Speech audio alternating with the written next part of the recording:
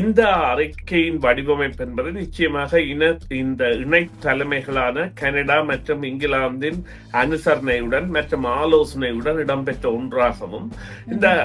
அறிக்கையின் சாராம்சம் ஒரு நிச்சயமாக ஒரு இன்டர்நேஷனல் அப்சர்வேஷன், அதாவது சர்வதேச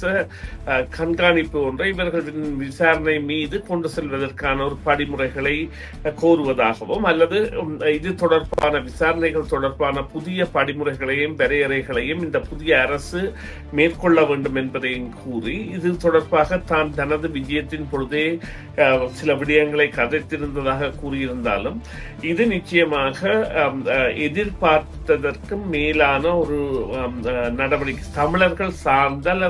தமிழர்களுக்கு சார்பான ஒரு ஆதரவு நடவடிக்கையாக இருக்கின்றது.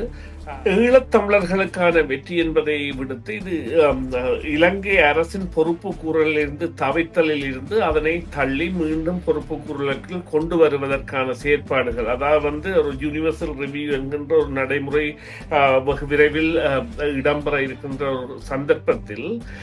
இவ்வாறான ஒரு விசாரணை இல்லாமல் போய்விடுமா என்கின்ற கேள்வி பலர் மத்தியிலும் இருந்த பொழுது இல்லை, இந்த விசாரணை தொடர்ந்து செல்லக்கூடிய ஒரு சந்தர்ப்பத்தையும் அந்த பொறுப்பு கூறலுக்கான அவர்களுக்குரிய இறுக்கத்தையும் கொடுத்திருக்கிறது. வலிந்து காணாமல் ஆக்கப்பட்டோர் நிச்சயமாக அவர்கள் என்ன நடந்தது என்பது உண்மையிலேயே இலங்கை அரசின் படையினருக்கு தெரிந்த விடயம். நிச்சயமாக அவர்கள் கொல்லப்பட்டிருக்கலாம் என்கின்ற ஒரு உளவியல் சார்ந்த ஒரு நோக்கம்தான் எல்லா நிலைகளிலும் இருக்கின்றது. அவர்கள் காணாமல் ஆக்கப்பட்டுவிட்டார்கள், நிரந்தரமாகவே காணாமல் ஆக்கப்பட்டவர்களால், போர் கைதிகள் என அழைக்கப்படுபவர்கள் அல்லது தாமாகவே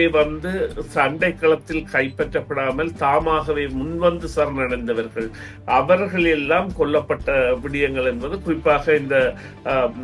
திருமலை தளபதியாக இருந்த எழிலன் மற்றும் பலர், புதுவை ரத்னத்துறை மற்றும் பாலகுமார் போன்ற பல தளபதிகளின் நிலைகள் கூட நான் நினைக்கிறேன் ஒரு 56க்கு மேற்பட்ட முக்கியமானவர்கள் கூட அவ்வாறு காணாமலாக்கப்பட்டவர்களாக ஆக்கப்பட்டு அத்தோடு ஆயிரக்கணக்கான மக்களும் அவ்வாறு ஆக்கப்பட்டிருக்கின்றார்கள். இவர்களுக்கான பொறுப்பு கூறல்களும் இவர்களுக்கான நியாயப்படுத்தல்களையும் வழங்குவதற்கான இழுத்தடிப்பதற்காகவே இவ்வாறு செல்லப்பட்டு இன்று இந்த காலம் என்பது 16 ஆண்டுகளை கடந்து ஓடிக்கொண்டிருக்கின்றது.